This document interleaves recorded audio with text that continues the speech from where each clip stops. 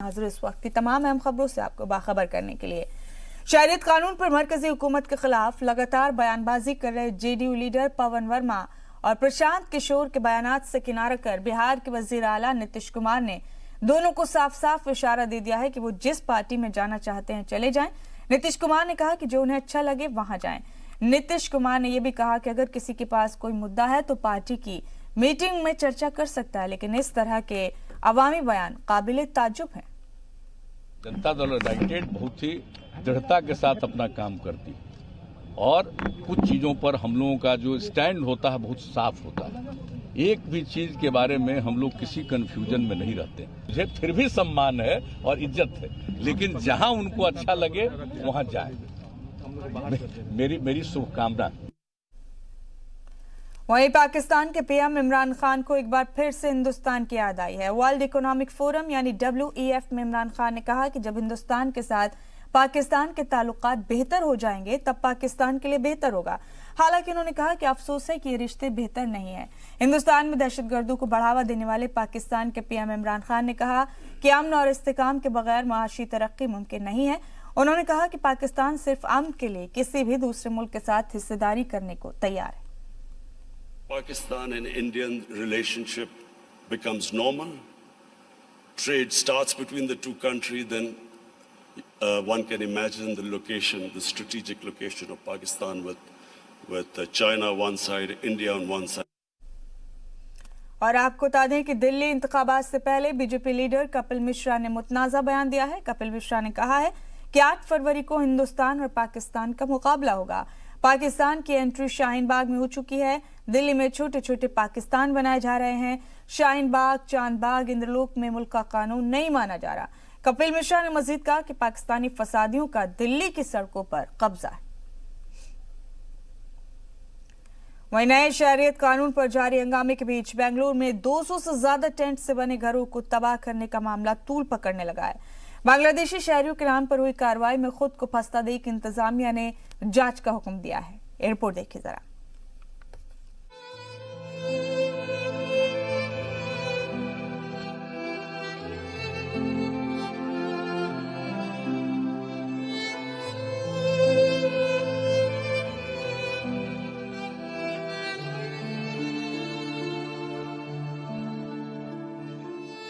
CAA और NRC पर जारी हंगामे के बीच बांग्लादेशी शहरियों के नाम पर तोड़े गए हिंदुस्तान के गरीब शहरियों के आशियाने का ये नजारा बेंगलुरु का है। BBMP की जमीन नहीं होने के बावजूद मकामी इंतजामिया ने इनका सब कुछ बर्बाद कर दिया। रोजी रोटी की तलाश में नॉर्थ ईस्ट रियासत से शुमाली हिंद पहुंचे ये हिंदुस्तानी शहरी गिड़गिड़ाते रहे। इंतजामिया के आगे उनके सारे हिंदुस्तानी दस्तावेज नाकाम साबित हुए, जिसे उन्होंने ऐसे ही दिन से बचने के लिए कड़ी मशक्कत के बाद इकट्ठा किया था। मजबूरी की वजह से आरजी रिहाइशगाह में रह रहे गरीब हिंदुस्तानी खुद की किस्मत का रोना रो रहे हैं। इसकी वजह वो अपनी गरीबी और मजदूरी बताते नजर आए। राजधानी के बीचों बीच हुए इतने बड़े सानहे से BBMP मेयर खुद को अनजान बता रहे हैं। हालांकि हालात को देखते हुए उन्होंने पूरे मामले की जांच की तसल्ली दिलाकर अपनी जिम्मेदारी पूरी कर ली। ना कोई नोटिस, ना कोई हिदायत, सीधे बुलडोजर की आवाजों से बस्ती तहस नहस कर दी गई, जबकि गैर कानूनी बस्तियों को हटाने से पहले इंतजामिया नोटिस देती रही है। ऐसे में हजारों किलोमीटर से आए इन गरीबों का सहारा कौन बनेगा, जो रिस्क की तलाश में अपना सब कुछ गंवा बैठे हैं। कुछ ऐसे ही हालात के लिए बशीर बद्र ने बहुत पहले एक शेर कहा था कि लोग टूट जाते हैं एक घर बनाने में, तुम तरस नहीं खाते बस्तियां जलाने में। ब्यूरो रिपोर्ट, जी मीडिया। और दिल्ली के जामिया के तलबा से शुरू हुई CAA और NRC की मुखालफत आज मुल्क के मुजाहिरे में तब्दील हो गई है। तलबा, समाजी कारकुनान और वकीलों से होता हुआ यह एहतजाज अब डॉक्टर्स तक पहुंच चुका है। इस दौरान JNU से निकला आजादी का नारा अब गली और कस्बों में गूंजने लगा है।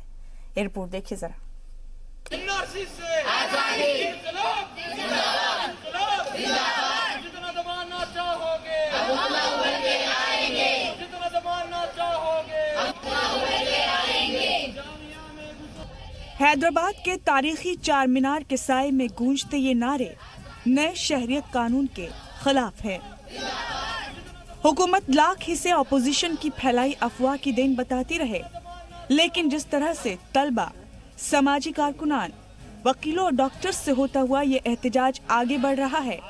ये बात आवाम को कबूल करना मुश्किल होता जा रहा है। इस दौरान तलबा यहाँ भी उर्दू शायर फैज अहमद फैज की नज्म हम नहीं मानते पढ़कर CAA के खिलाफ आवाज उठाते नजर आए। तुमने लूटा है सदियों हमारा सुकून, अब न हम पर चलेगा तुम्हारा सुकून। चार अगर दर्दमंदों के बनते हो क्यों, तुम नहीं चार अगर कोई माने मगर, हम नहीं चार अगर कोई माने मगर, हम नहीं मानते, हम नहीं जानते। CAA की मुखालफत का मरकज बन चुके दिल्ली के शाहीन बाग को यहाँ भी याद किया गया। हैदराबाद गवर्नमेंट मेडिकल कॉलेज के तलबा ने CAA को आइन मुखालिफ बताते हुए इसे वापस लेने की मांग की। इस दौरान उन्होंने हुकूमत पर तमाम रंगों से महकते मुल्क को एक रंग में समेटने का इल्जाम लगाया। हुकूमत की तल्ख बयानी आग में घी का काम कर रही है। ऐसे हालात में आम लोगों को सुप्रीम कोर्ट से काफी उम्मीदें थीं, लेकिन हुकूमत के जवाब के लिए समाज 4 हफ्ते टलने के बाद अब नए सवाल उठने लगे, जिसका जवाब किसी को भी देना भारी पड़ने लगा है। ब्यूरो रिपोर्ट, जी मीडिया। और शहरियत कानून के खिलाफ दिल्ली में जामिया और JNU में मुजाहरे को लेकर मरकजी वजीर संजीव बालियान ने एक ऐसा बयान दिया है जिस पर तनाज़ा तय है। संजीव बालियान ने दोनों यूनिवर्सिटीज में मगरबी यूपी के तलबा के लिए 10% रिजर्वेशन की मांग की है, लेकिन इस मांग के पीछे जो वजह बताई है उस पर लोगों को एतराज हो सकता है। संजीव बालियान ने एक वीडियो में ये कहते नजर आ रहे हैं कि मगरबी यूपी का 10% रिजर्वेशन करवा दो, सबका इलाज कर देंगे, किसी की भी जरूरत नहीं पड़ेगी। और मैं राजनीति से निवेदन करूंगा, ये JNU और जामिया, इसमें जो ये लोग हैं जो देश के विरोध में लहरा लगाते हैं, इनका इलाज एक ही है, पश्चिम उत्तर प्रदेश का 10% रिजर्वेशन करवा दो, सबका इलाज कर देंगे, किसी की जरूरत नहीं पड़ने की। ये कोई नारा नहीं लगा पाएगा, देश के खिलाफ नारा किसी की हिम्मत नहीं होगी फिर लगाने की। ये पश्चिम उत्तर प्रदेश की भूमि है, ये उनको भी संदेश है जो इस कानून का विरोध करते हैं। जब देश आजाद हुआ 7% मुसलमान थे और 20% है, और पश्चिम उत्तर प्रदेश में 40% और हिंदू 23% से 3% और मुसलमान 7% से 40% अंतर पड़ा है। अपने आप देख लें कैसा हिंदुस्तान है, कैसा पाकिस्तान है। बढ़ते खबरों में आगे रामपुर से समाजवादी पार्टी के MP आजम खान के जौहर ट्रस्ट से 104 बीघा जमीन सरकार वापस लेने जा रही है, जिसके तहत इंतजामिया की टीम जौहर यूनिवर्सिटी पहुंची और जमीन की नपाई शुरू की। इल्जाम है कि उस वक्त की समाजवादी पार्टी सरकार में आजम खान के जौहर ट्रस्ट को DM की इजाजत के बगैर दलितों की करीब 104 बीघा जमीन नाम कर दी गई थी। ये पूरा मामला राजस्व परिषद बोर्ड में चल रहा है, जिस पर बोर्ड ने अब अपना फैसला सुनाया है। इस पूरे मामले पर कोर्ट में चली समाअत के बाद सेल लेटर को भी बेबुनियाद बताया गया था, जिसके बाद अब सरकार 104 बीघा जमीन वापस लेने की तैयारियों में है। इतना ही नहीं, जौहर यूनिवर्सिटी के लेबर डिपार्टमेंट के करीब 136 लाख रुपए के बकाये मामले में RC जारी होने के बाद भी पैसे जमा नहीं कराए गए, जिसके बाद अब कुर्की की गई है और यूनिवर्सिटी के ब्लॉक को सीज किया जा रहा है।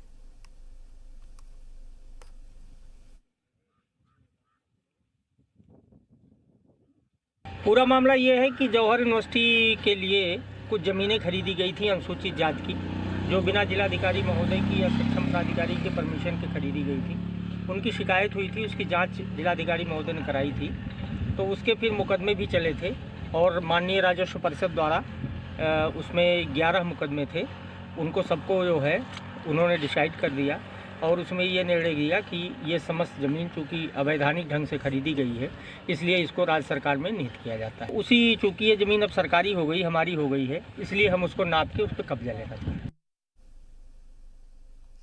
रामपुर में इन दिनों रामपुर रियासत के आखिरी हुक्मरान रहे नवाब रजा अली खान के इमलाक के बंटवारे का अमल चल रहा है। कई साल चले मुकदमे के बाद अब रामपुर रियासत की कई बेशकीमती चीजें खराब हो गई हैं। खासबाग पैलेस, नवाब स्टेशन, कोठी शाहबाज, सरकारी कुंडा और बेनजीर के इमलाक को लेकर नवाब खानदान के बीच लंबी कानूनी लड़ाई चली और सालों बाद खासबाग पैलेस के कमरे खोले गए। यहाँ करीब 5400 मनकूला ज़ायदा आइटम है। इनका सर्वे किया जाना है, लेकिन वक्त के साथ साथ यहाँ रखा सामान भी खराब हो चुका है। 45 साल तक चले केस के बाद कोर्ट ने इमलाक के बंटवारे का फैसला सुनाया था, जिसके बाद दिसंबर 2020 तक बंटवारा पूरा करने की हिदायत दी गई। जुलाई 2019 को सुप्रीम कोर्ट ने इस मामले में फैसला सुनाया और मुस्लिम पर्सनल लॉ बोर्ड के तहत नवाब रजा अली खान के सभी वारिसों को इमलाक में हिस्सेदार माना था। वो कल हम गए, हमने एक कमरे में देखा तो सब ऐसे स्पूल्स पड़े हुए, प्रोजेक्टर में जंग लगा हुआ। मैं बता भी नहीं सकता कि उन जगह ये तो एक हिस्ट्री है। ये चीज़ें दिल्ली में नेशनल आर्काइव्स में होनी चाहिए थी। This is our history. सिर्फ हमारी फैमिली हिस्ट्री नहीं, सिर्फ रामपुर की हिस्ट्री नहीं, बल्कि Indian history. This is Indian heritage.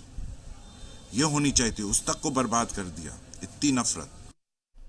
कीजिए, आपने एक चेक साइन करके किसी को दिया और किसी वजह से वो बाउंस हो गया और आपकी शिकायत हो गई, तो आप तो फंस गए कानूनी फंदे में। अब हम आपको चेक बाउंस वाले केस में राहत मिलने वाली खबर दिखा रहे हैं।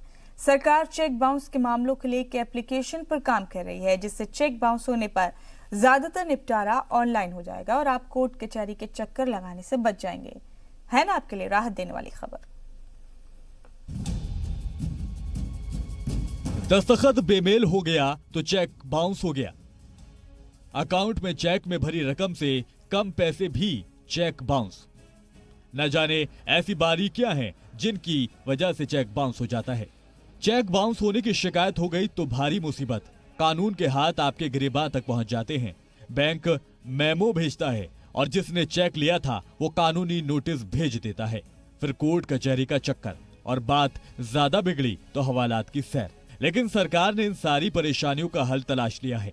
ऐसा डिजिटल सिस्टम बनाएंगे कि यार मेरा बाउंस हो गया, मैं वो फाइन देने के लिए रेडी हूँ तो काम खत्म, उसके लिए कोर्ट में जाने की तो कोई ज़रूरत नहीं है ना। पेनल्टी आएगी ना मेरे ऊपर, तो अगर मैंने पेनल्टी देने को मान लिया, ओनली 1 और 2% केसेस जो कि पेनल्टी को नहीं मानेंगे सिर्फ वही कोर्ट जाएंगे। एक अनुमान के मुताबिक इस वक्त पेंडिंग केसेस के मामलों में चेक बाउंस के मामले करीब 35% हैं। एक बार चेक बाउंस हो जाए तो थोड़ी रियायत हो जाती है, पर इससे ज्यादा हो तो परेशानी में फंसना पक्का हो जाता है।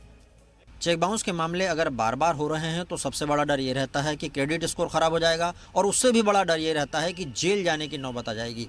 अगर ऑनलाइन सुविधा मिलती है तो इससे तो राहत मिलेगी। चेक बाउंस होना एक जुर्म है। आपके ऊपर मुजरिमाना केस चल सकता है और जुर्माने के साथ 2 साल की जेल भी हो सकती है। कुछ मामलों में बैंक अकाउंट सील हो सकता है। चेक बाउंस को बहुत इजी टेक्नोलॉजी है, क्योंकि इससे बहुत सारा केसेस हम लोग lakhs of cases are pending under cheque bounce case. तो इसको हम लोग पूरा स्कैन कर लेते हैं डॉक्यूमेंट के, जो भी चेक बाउंस हुआ, कोई प्रोड्यूस किया था बाउंस होता है, तो उसको हम लोग मैच कर सकते हैं कि किसके नाम से था और किस डेट पे हुआ था। और अगर इससे सेट रूल्स इसके भी हैं तो उसको बहुत इजीली डेटा को हम लोग एनालाइज करके हम लोग कर सकते हैं। ये सिंपल केस है। मोबाइल एप्लीकेशन के जरिए ज्यादातर मुकदमों का निपटारा कोर्ट के बाहर ही हो जाएगा। जिन मामलों में अदालत जाने की जरूरत पड़ेगी तो उस केस में भी आने वाले वक्त में ई सुनवाई का इंतजाम किया जाएगा। भूपेंद्र सोनी, जी मीडिया, दिल्ली।